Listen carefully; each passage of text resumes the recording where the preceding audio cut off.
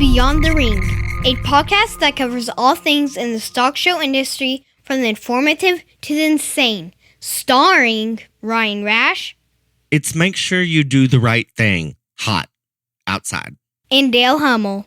We must be free not because we claim freedom, but because we practice it. Now on with the show. Welcome to Beyond the Ring. This is Dale Hummel, along with co-star Ryan Rash. Hello, hello, hello. Just go ahead and tell us about your current events and we'll get it out of the way. I have no current events. I am just trying to survive. That's all I can do. I have no current. I know nothing. Literally nothing. I believe the incident that you've experienced combined with you. It is debilitating. Literally debilitating. The fact that you've been kicked out of your house, I think you officially qualify for homeless. Oh, I'm sure I do. Yeah, you could collect all kinds of government money. In more than one way. But yeah, so I know nothing. So please fill us in on all the current events. Well, you're going to like my current events a lot. Oh, good. First off, the sale season slowing down. We've got one sale left, July 11th, and nothing, right, until September. So our summer's going to be really, really nice here for a little while. Chase and I are going to an exotic animal auction July 12th. And these are not current events, sir. They're current events in my life. The only other current event that I would have is I noticed starting last night, and I saw two of them. Christy Nome underneath a sink fixing plumbing or something on a commercial, basically and a stating, dentist commercial. Yes, you've seen them. I think effective. Saw the dentist commercial. The plumber one might be better. I saw both of them, but like 25. I don't understand why is she posing as the dentist? Well, it comes up with how many jobs they have available in South Dakota. No income tax. You're welcome. Please come. We're a free state where I guess just conservatism is abound. I think that they're trying to bring people to South Dakota, and they talk. And I don't think it's just there. I think all of these trade type jobs, there's a huge shortage, and there's great pay right now in them. And I think you'd have to seriously stop and think that if you were capable and coordinated enough or interested enough into going into one of those trades, I think your money invested doing that versus a traditional bachelor's degree in college, you have to stop and really think about it, because there is a lot of money to be made there, especially if you want to start your own business. So Christy Nome of things, that is my current events, and the Canadian wildlife, the Canadian wildfires. They're still going strong. I was listening to the news, researching a little bit, and there are more this year than there's been in decades.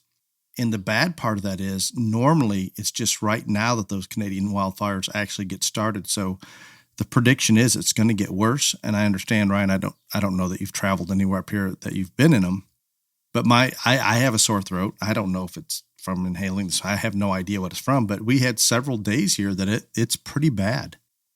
And obviously the livestock are off feed, and it's not a good thing. And if this is just the beginning of it, it could be a tough summer.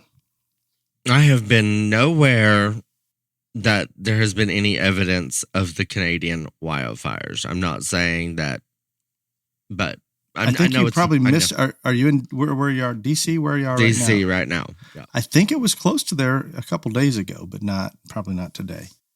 So I don't know. The other current event I have is I continue to hear those on the far left on television. They're embarrassed to be Americans. They are not proud of our country. Don't want to admit they're Americans because we're terrible people, and that infuriates me. I'm out. That's interesting. And you do have some news. You just forgot about it. We are finally done with the LGBTQXYZ month. Oh, well, yeah.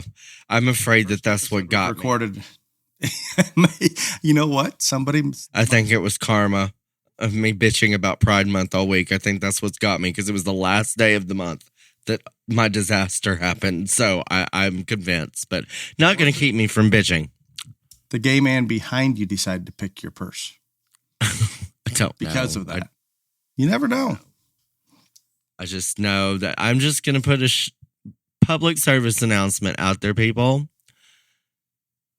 If you can at all possibly prevent ever losing your wallet that holds your credit cards and your driver's license, please do, because it gets 0 stars from me. 0 of 10 stars. It is not. I do not recommend it. This literally, we're recording on a Sunday, and Friday I go through airport security. Everything's fine. Use my ID, all this stuff. Getting ready to land in DC, I go into my purse to take my wallet out, so I will have it handy for renting a car, and there is no wallet to be had. And a grown man should not be carrying a purse, and then this would not have happened. Whatever, Dale. You left it unzipped, and somebody stole that sucker. I'm telling you. There are straight men that carry purses all the time. They're called a man bag. Yes, sir. What the hell you think that backpack is that you carry around? That's a man purse? I just didn't know it. Yeah, exactly. I think somebody pickpocketed you. I really believe that. I don't know what happened. It does not matter what happened. They got maybe $40 and some credit cards that probably didn't work for them because they were canceled before they could. Well, I know nothing. I don't believe somebody stole it because nobody tried to charge on those cards. Yeah, you would think they would try, but in the defense, what's the point of if it's a thief? They got $40. Well, they did not know that if they look at you, you scream expensive. They think if they get your wallet, they're going to do well. I don't know. I'm telling you, it is. You do not know how creative you can be when it is your survival on the line. I have been extremely creative, and this nonsense and saga isn't over with yet. But I am just going to tell you, if I make it through this county fair in California home, I will be proud of myself. That's all. At least the public service announcement you need to give them that you gave me prior to starting is that if you have a picture on your phone of your driver's license, in theory, you can rent a car.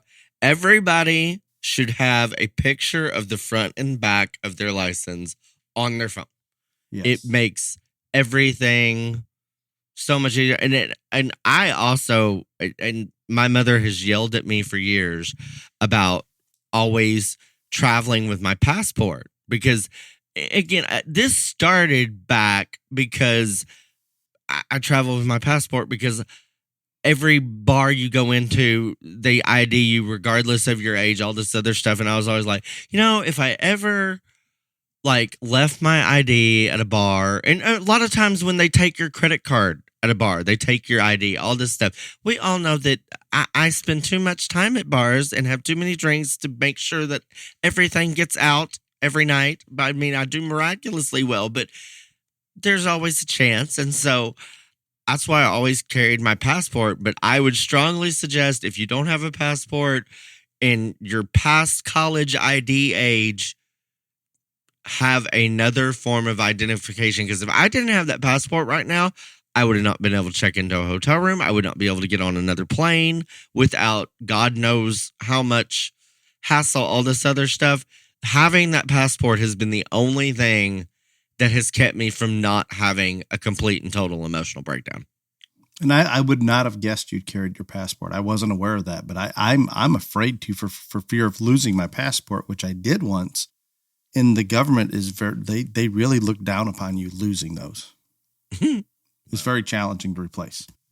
Well, that's good that you have it. And my one and only time that I really had a bad situation like that, Ryan, is the first time I even learned of iPay a year ago or so going to somewhere in Missouri. Apple Pay. I'm sorry, Apple Pay. But that saved me just because I had no cash. I had nothing. I just left it at home when I left somehow. And once I had that on my phone, I could go to a gas station and get fuel, and away you go. So Apple Pay and a picture of your license, both sides on your phone, and maybe your passport. That's a good current event. Another form of ID. It doesn't have to be a pet, but another valid form of ID that will actually work places. So I have several forms of ID, but they're all on my money clip with my license, so probably would be gone. I can put one in my man purse. Yes. I mean, separate. don't put if you have multiple forms of ID, don't put them all in the same place because again, it's going to defeat the purpose if,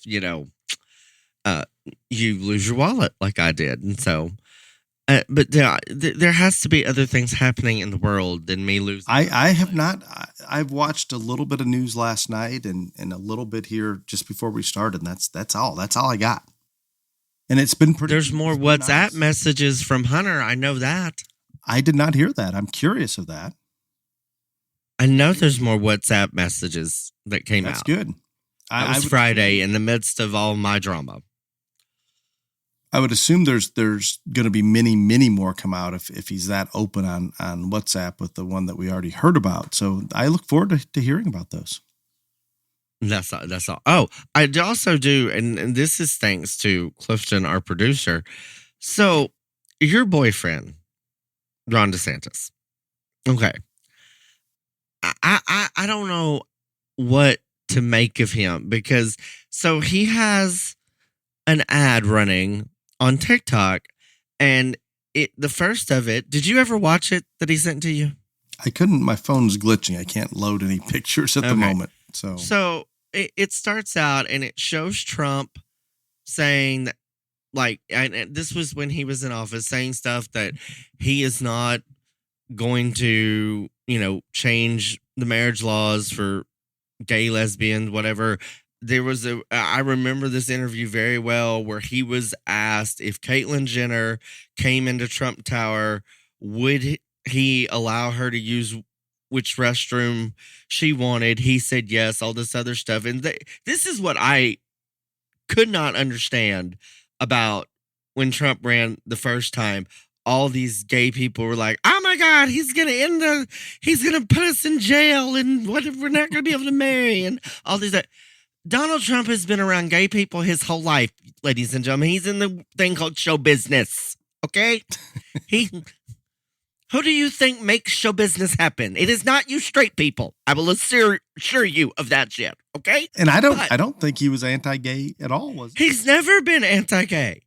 And so anyway, this ad is showing all these things where Trump made positive statements about gay and lesbian community, Caitlyn Jenner, all this other stuff. And then it goes into all this stuff about Ron and the don't say gay bill that the lady on freaking Messenger doesn't believe exists and all these things that he has done in Florida to, the drag stuff, everything, all this stuff that is anti-gay, lesbian, all this other stuff. This is an ad that Ron is running. Now, Dale, as Clifton so eloquently put, is DeSantis running ads for Trump or himself? Because this literally is an ad from him. And I don't even, and again, we know that I do not care anything about pride or gay rights or any of those things. But I'm telling you, if you are an independent or someone on the fence, the one thing that people don't get about this whole gay thing, every single person you know has somebody that they are close to that is gay. It's there. We're there at this point in the world. And so when they say shit like this, even if you're not gay, unless you are like, I don't know, a member of the Ku Klux Klan or something, this is not a positive ad. I wish I could have saw the ad. I interpret DeSantis as not wanting the drag queen exposure to the kids. And I did not interpret, and I did not see this ad, so I shouldn't speak on that. I would not consider him just anti-gay, but wants to keep it out of the schools. No. I've said this before. There is something twisted in this man's past that he has big problems with more than drag queens. You keep saying there's something we're missing. You have something. And it could be very personal and bad. Like he might have been molested by somebody as a small boy. I don't know. But like, there's something with this dude. Yeah, I'm telling you, I'm gonna make Clifton send you that. Like, you've got to watch it because even you, who thinks he is the savior of the world, will be like, this was not a smart campaign idea. No, I don't think his stump speeches have been that great. I agree with a lot of his policy there in Florida is what I had high hopes for, and that he would maybe be more appealing to the independents than Trump. But we have quickly proven that is not going to happen. And right now, Trump is so far ahead, it just doesn't matter. I don't foresee any way of anybody beating Trump in the primary. I just I agree with that. I don't know how it could change. But I'm saying agree with you. I've said that from the beginning. Unless there's some catastrophic event, I don't see that changing. But like, what I don't understand, if Ron is obviously doing this because I don't believe that he has all these smart people behind him. I don't believe he thinks that he can actually win. So this would be about like recruiting people for the next cycle is what all I can figure out. That's like, possible. Or all of a sudden he shifted thinking, okay, I want to appeal to the general populace. And he was I wouldn't want to say mainstream, not as far out there maybe on the surface as Trump, but now he realizes in the primary he doesn't have a chance unless he becomes ultra conservative, and maybe that gets him a few more points. I don't know. I mean, your thought on. I honestly believe, and I've said this from the beginning, and I have studied his policy and stuff in Florida, and a lot of it I do agree with. I think he has done a good job in being the governor of Florida, but I think he is way more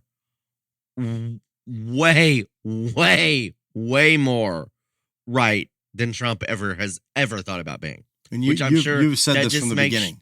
That just makes your little everything tingle on you. But I'm pretty good with going quite a ways to the right. I don't hide. He is way over there. But again,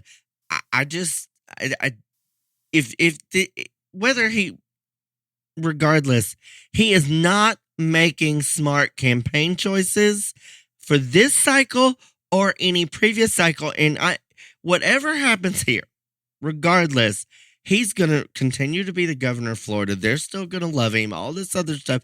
And he is going to run again and be right in the middle, in the thick of it, and all this other stuff. And I just wish he wouldn't. I'm telling you, the next time this is all around, he's going to have to win me over by a lot from the stuff that he's already put out there. All he has to do is become the Republican nominee, and he wins your vote. I will make sure to vote for you in the general. I will cast your vote. You're not going to vote for somebody else. I could find an independent. No. I'm not going to rule that out. If there's a great independent, wonderful. I just don't think it's very realistic. I don't either, but I think again, I said this before, and I'm not going to dwell on it, but like, this is the year that the smart person that's kind of in the middle and doesn't know where it fit, if they had any name recognition whatsoever at all, it could win the presidency. Because I don't know that they can win, but they would at least be on the map. Oh, I think they could win. See, too many people hate Trump. Too many people hate Biden. Yes, I still think there's more likely a chance Biden will not be the nominee than Trump. And I know that sounds crazy when he's sitting president. Oh, I'm telling you, I think that they're either going to like literally put the man in a coma or something. Like, I still cannot believe that the Democrats are going, all right, this is what we're going to do. We're going to run him. This is going to work. There can't not be one intelligent Democrat, which is an oxymoron. That probably, there's no way they can think this is a good idea. I mean, like, his poll numbers are in the low 30s. Not good. 78% of the country thinks it's on the wrong track. I'm gonna shut up now, but yeah, it's just bad. Well, we did well for not having any current events. There you go. We got almost 20 minutes out of it. Oh. How about we go to positive news? Very positive. BTRJLA. Hey, top 10 in rabbits. No, we don't have rabbits. Don't even joke about that. Don't joke about that shit. There are people that message me that want that. Do not. You need to stop. Why are you rabophobic? Are you not all inclusive? No, I am. No, we only do the 4 major species. I wear fur and feathers. I do not judge or show them. So rabbits and chickens, I'm sorry. Start your own thing. I cannot. You could do it. No. Dale, I'll tell you what. You start a rabbit and chicken association and you do all the work yourself. No, it would just be a little extra for what you're already doing. No, I think it's a great idea for you. You just said that your last sale's done. Start up a rabbit and chicken association. I think it'll be great. Top 10 intermediate cattle. That is what we are displaying today for you people. And in first place from Texas, Sarah Danley. Second place, Ohio, Taylor Poff. Third place, Indiana, Dallas Ritchie. Fourth place, Arizona, Faith Campa. Fifth place, from Mississippi, Tyler Lindsay. Sixth place, Ohio, Haley Cornett. Seventh place from Ohio, the other Poff sister, Tatum Poff. Eighth place, Jalen Kremel of Boyd. Ninth place is, and Jalen is from Texas. Ellie Hart from Texas is ninth. And 10th place is Gus Hooper of Idaho. Congratulations. Yes, we like that. Very good. And I have a new sponsor that I am very, very, very grateful to. And it is Chad Walker Livestock for supporting and sponsoring the Region 3 for the sheep. And Chad Walker Livestock is located in Olden, Texas, and for over 20 years has been consistently putting banners into kids' hands in the lamb and goat show rings. National major shows, Texas major shows, state and county fairs, and all the shows in between. Chad has helped families see their stock show dreams be a reality. CW Livestock not only has big banner worthy show stock, but believes the key to their show ring success is their service after the sale, and that is what Chad has always been known for. If you're ready for a champion, it's time to give Chad a call and discuss becoming a part of the CW Livestock Dynasty. So Chad, thank you so much for being the lamb sponsor for your region. I greatly, greatly appreciate it. So if y'all need a sheep or a goat, give Chad a call. Chad, thank you. And thank you to Show Fresh H2O for putting out a product that enhances the stock show family's experience across the country. Available at your local farm store, supply trailer, or swampfox.com. Yeah. It is time for the main topic. We're going to discuss State Fair Obsession. Is that a good title, Ryan? Sounds State Fair great. Obsession.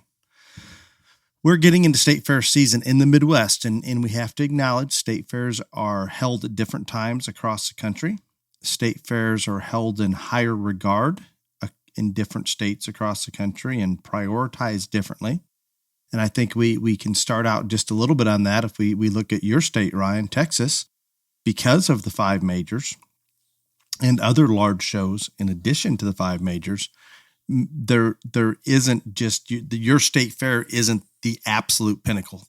All of those are important shows, and because of that, I'm not saying that you wouldn't like to go win your state fair or somebody else wouldn't like to.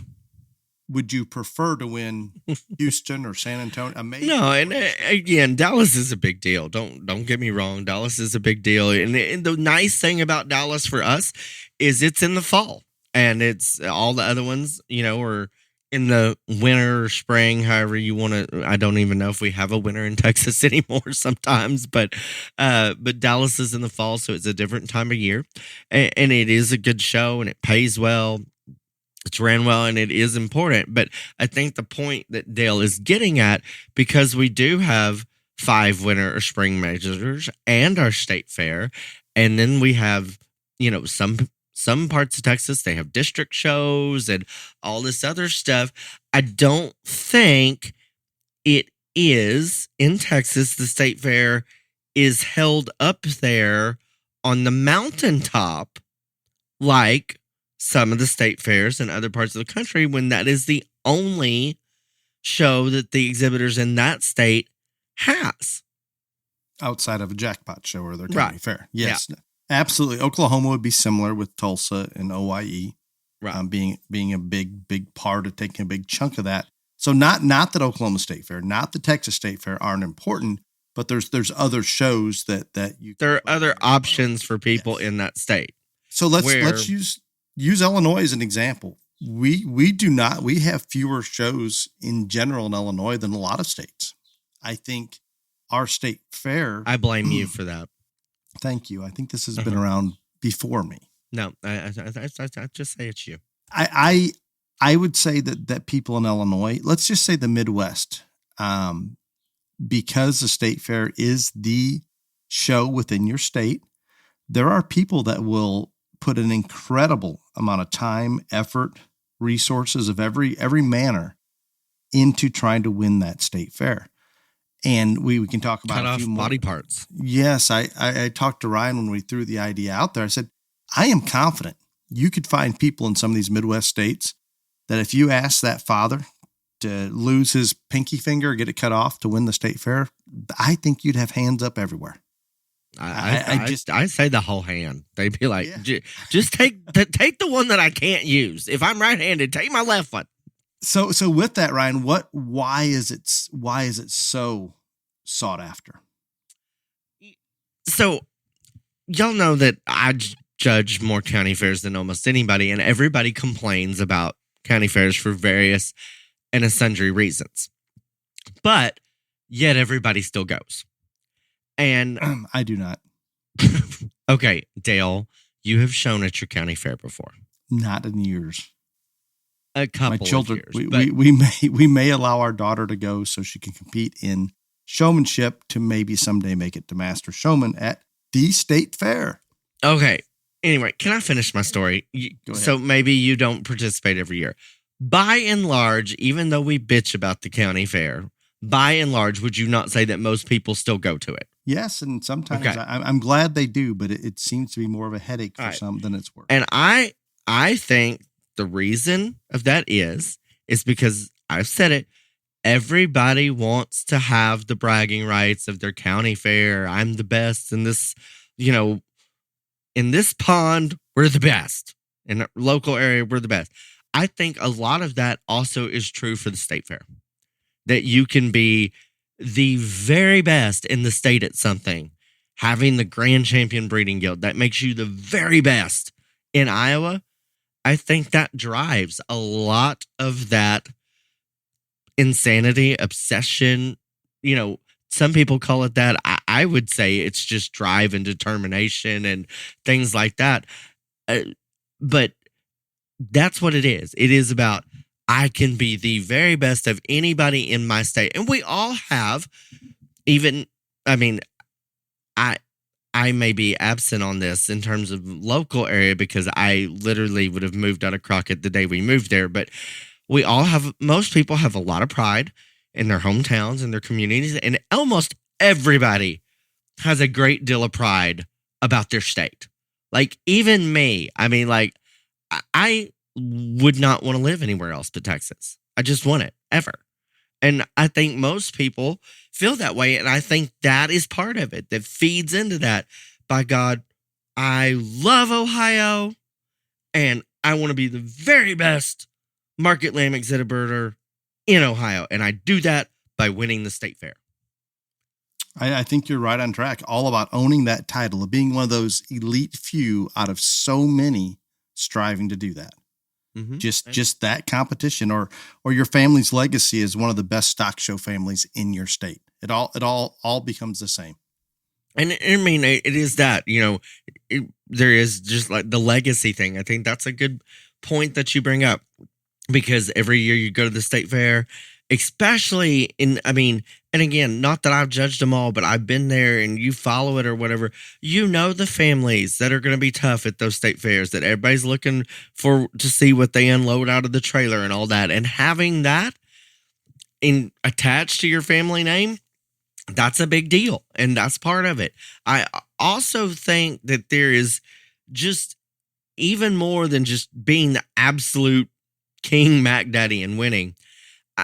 I know of people that they have the thing that they hang their hat on the most is, by God, we have been champion spot barrow at the state fair 6 of the last 10 years. And so it's more than just winning the whole show. There's just something about it. Being the best in your state in whatever goal that you set out, whether that's your breed, whether that's the whole thing, whether that's showmanship, whatever, it is something that makes people very, very, very competitive.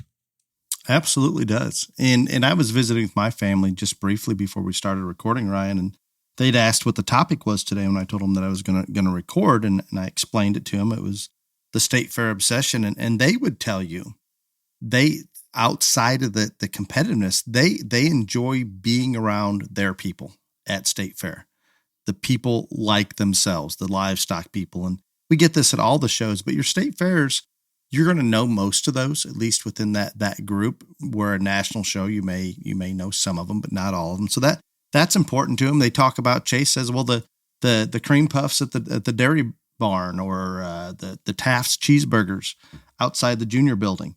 Those things become a tradition and are evolve into a tradition, and they become special. And I think those state fairs that have been running for that long, there's something that's hard for me to put my finger on or to put into words.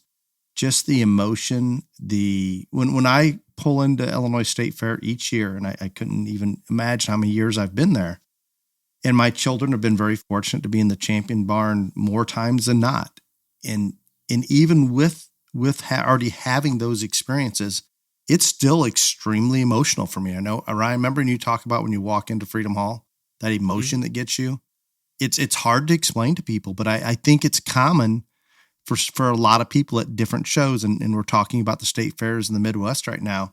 I guarantee you, we've got people out there listening. When they walk into those fairgrounds at State Fair time of year and they're getting ready to, there's a lot of excitement, a lot of emotion, a lot of hopes and dreams that they want to continue, and memories that they've had there from the past. It's hard to put into perspective, I think.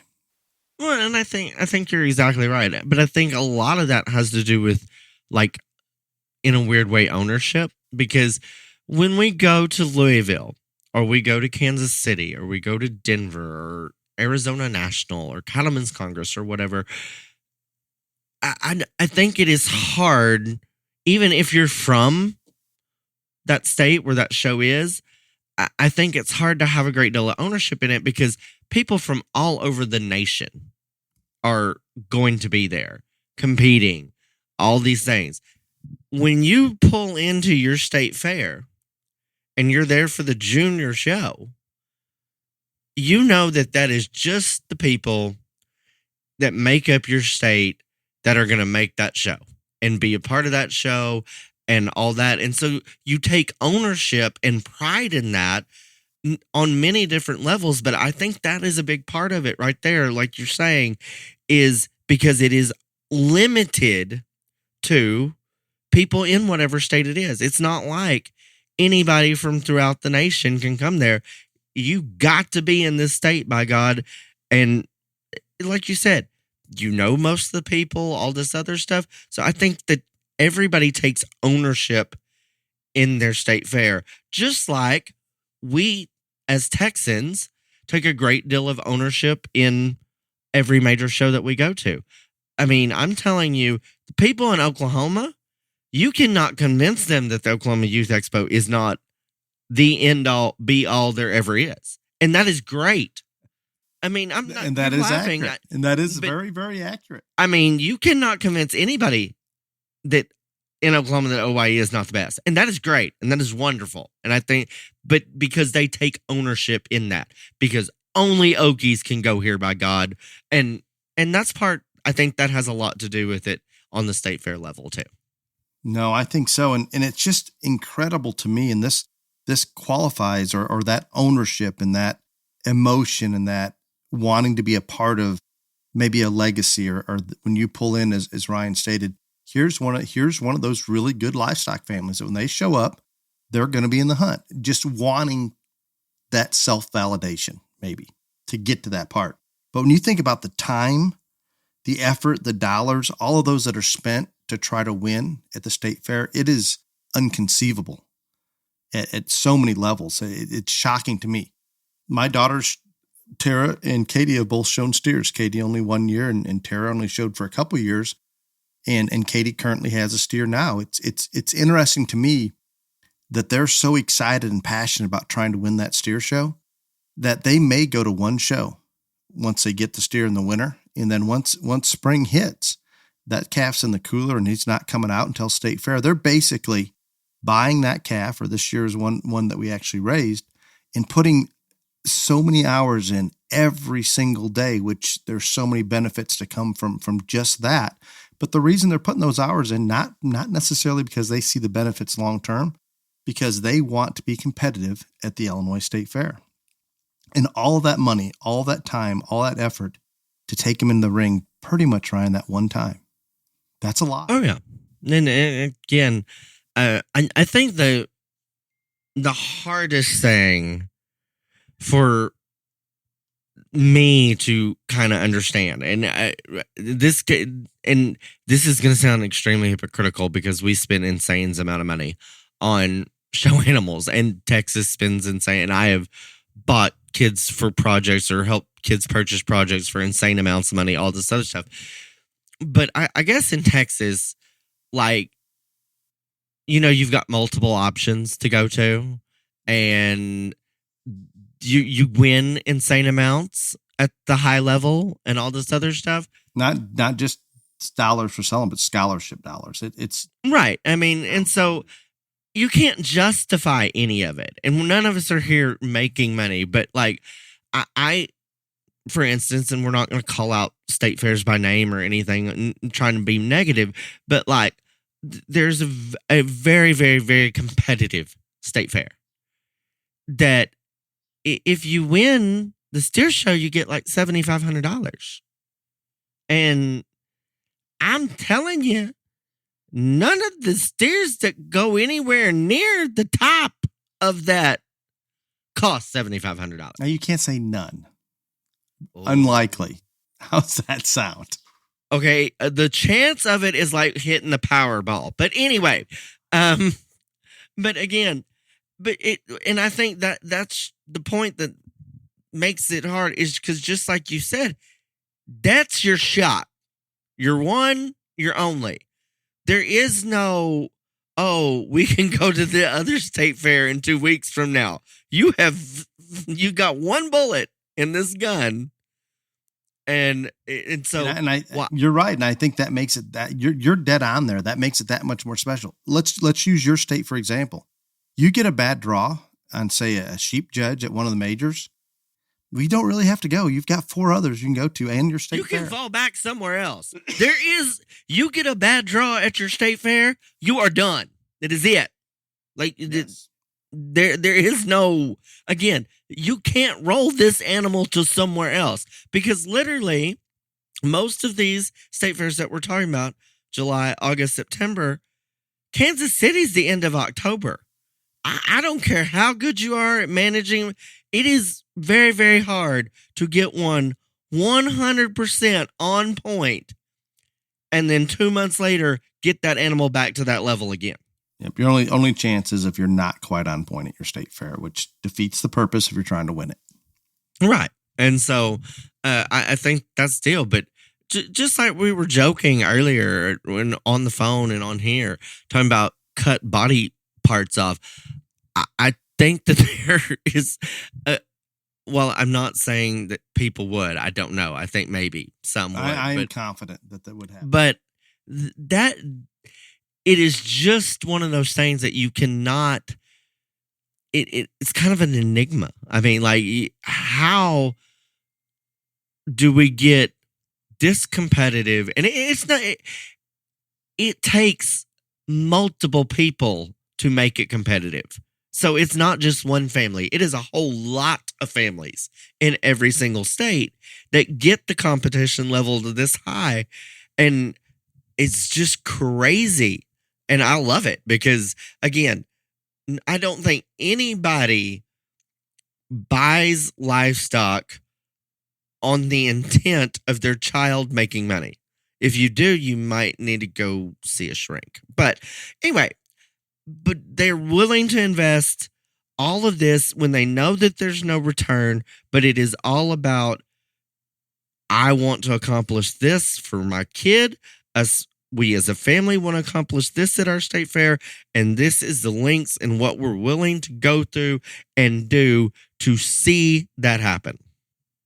Absolutely. To get your child or your family into that Champions Barn if they have one, and all the experiences that come along with it, and the validation that you did it, that you're one of the best. Yeah. And then again, I mean, oh Lord, and just thinking about it here right now and talking about it like we did earlier, we all probably need our heads examined at some time, but you're right. And I think, and I wanted to bring out, if you were from the outside looking in as an intelligent person that did not completely grow up or comprehend the stock show world or the stock show lifestyle, I mean, they would put you out there as being so crazy. They'd try to commit you. They just, yeah. Like, don't try to explain. And it doesn't matter if it's state fair or anything. Do not try to explain what you do to someone that has no concept of this process, has never done it, whatever, because they literally will be like, you are not right in the head at all. Like, and again, when you get that perspective, and we all think that we're perfectly normal. I mean, we all think that we're not. We are so far from it. But we all think that what we do and everything is perfectly normal, just like the insane, cheerleading mom thinks that she's normal too, or the gymnastics coach, or the football dad, or, all this other stuff. And when we're in our little bubble, in our little area, around our little people and at our events, because everybody else is doing the same thing we're not the crazy ones. And that's how it works. I mean, and it's wonderful being around your people that get it, that understand. And that's why it works. But I do think that there is, I think it is very, very interesting. We've talked about state fairs and all this other stuff and how it's competitive, but it's only in certain parts of the country.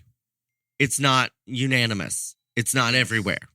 And I wanted to make sure to bring that out, but run with that, because we have listeners obviously from across the country, and I guess part of the reason for bringing this up is, and it's not just the Midwest, but there's a big group of states in the Midwest that the state fairs are basically now August, early September. Just they're going through those 3 months that we're into right now, and it's a big deal. So I think it's good for listeners to hear these things. I can remember judging the Oregon State Fair a long time ago, and I would say that number-wise and competitiveness is probably less than the county, Jackson County, where my wife grew up as a county fair. It's just there's not as much emphasis put on that state fair. There's more put on their own specific county fairs.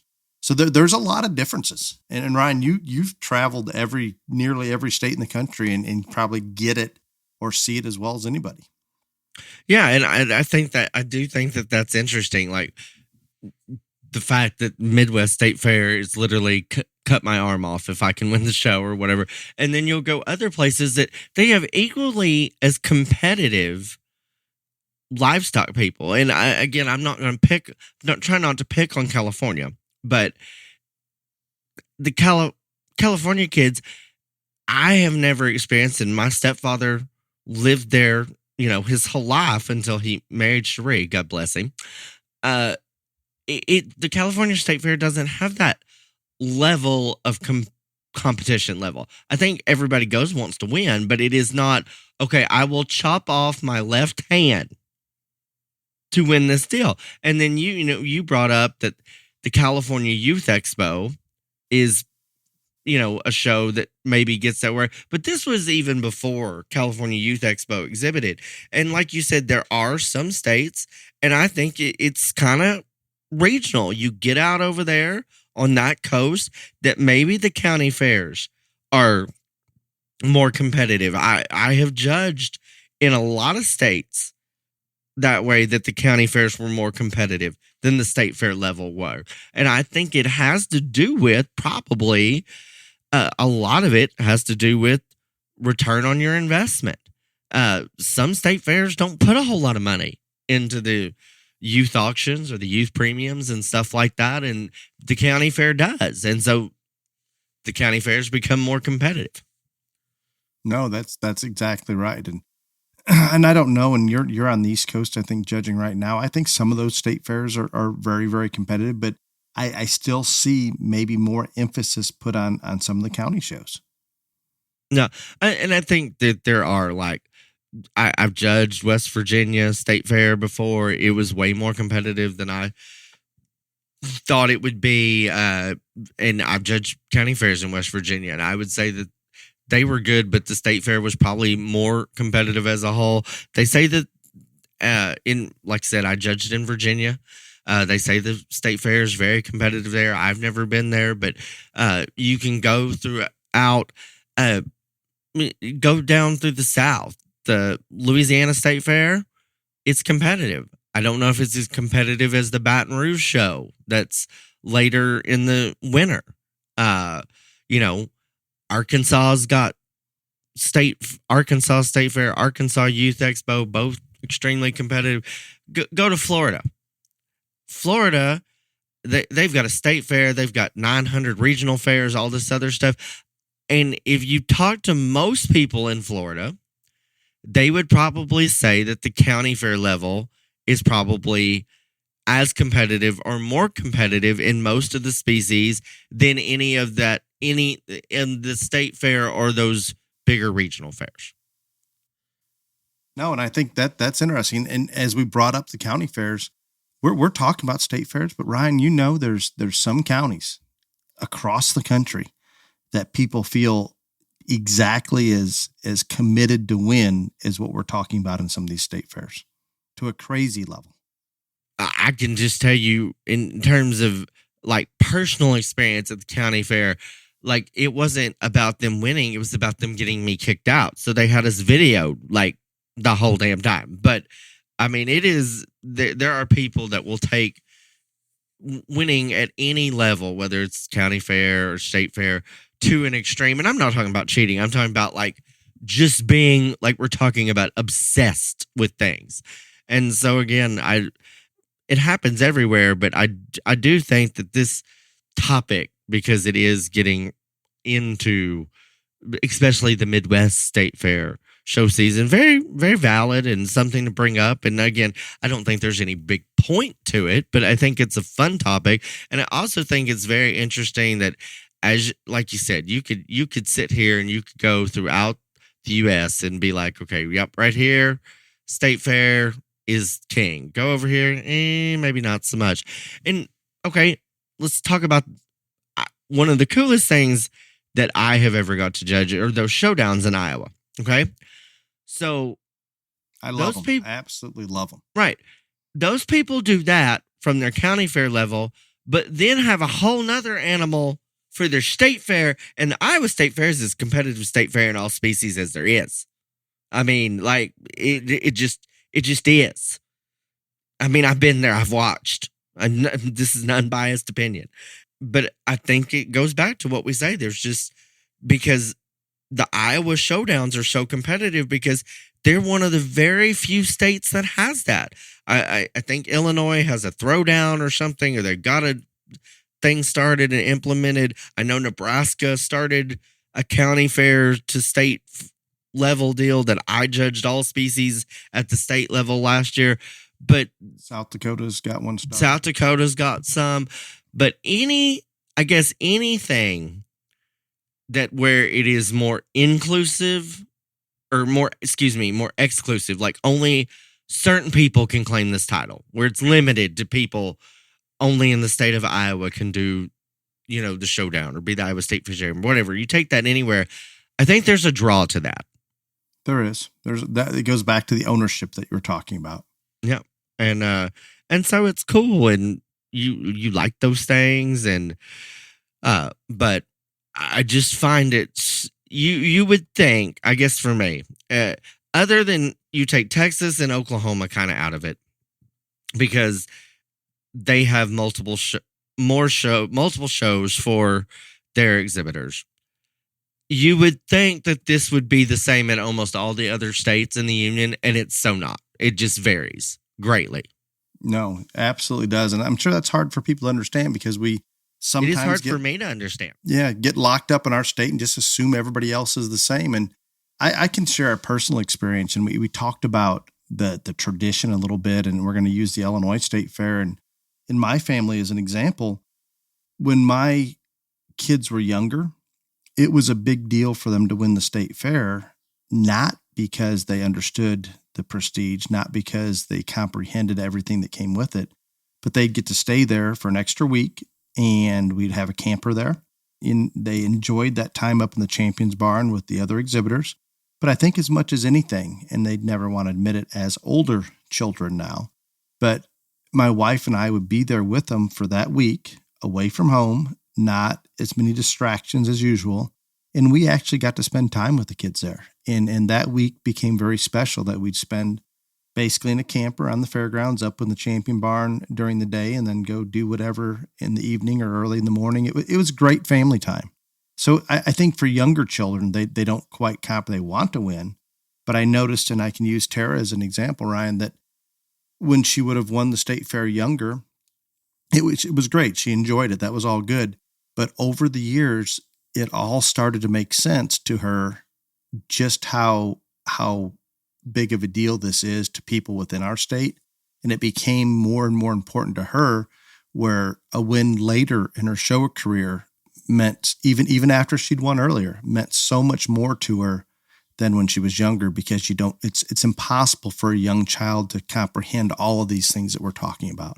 And it's great to watch a child, especially one of your kids, evolve and understand and almost become educated in the same thing that you grew up with. And they hold the same type of value and emotions for something like that as I have. And it's wonderful. I appreciate you jumping in, because I threw this topic out there last minute for you because we were getting into state fair season. But I think it's good for people across the country and the stock show world to understand some of the differences out there.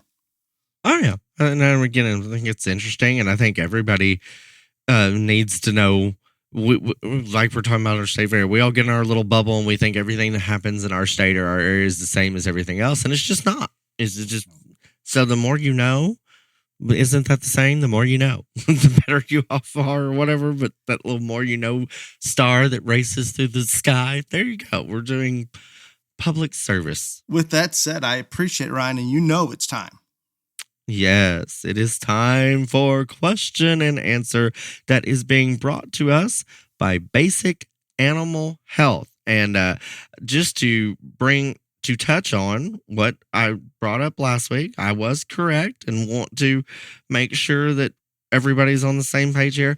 If you will go to basicanimalhealth.com, and any product that you buy, whether it's their gut health, the trailer ride, or any of their other products that they have available, when you go to checkout, if you will use the code BTRJLA, we will get a percentage of the profits from those sales that will go directly into helping provide awards for BTRJLA members. And so we greatly, greatly appreciate Basic Animal Health for doing that for us. So again, basicanimalhealth.com, and use the BTRJLA code at checkout. First question comes from Brian. In relation to your stalling fee, I wouldn't have a problem paying one if it truly was a way to get more stalling space or tax space per animal or family. It's a pain playing these games at junior nationals where you have to enter 4 head that you have no intention of showing just to have enough space. Your thoughts? I think that is a very, very valid point there. Every show is run different and all this other stuff. And I think the best thing that could be done, and there are people willing to pay it, just like this man is saying, instead of entering 4 additional head at $60 a pop, if you just go on and say, look, if you want an extra stall, it's $100 per head. Here it is.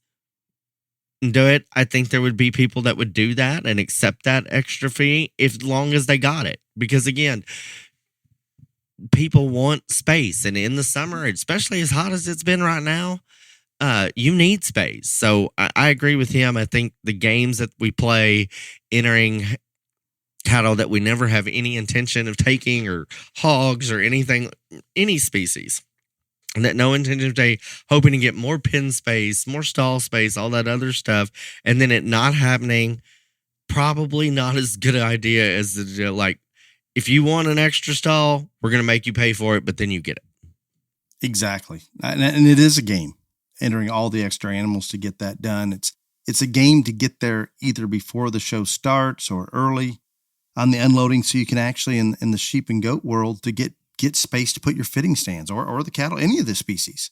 And it's a little bit stressful thinking, okay, I've got to get there early enough that we can have a space to set up that's near power or near the outside so we can run generators. All of those things are added stresses. We talked about how we don't like additional fees, just put it all in the entry fee. There are some situations, and I'm going to give a shout out to Arizona on this one.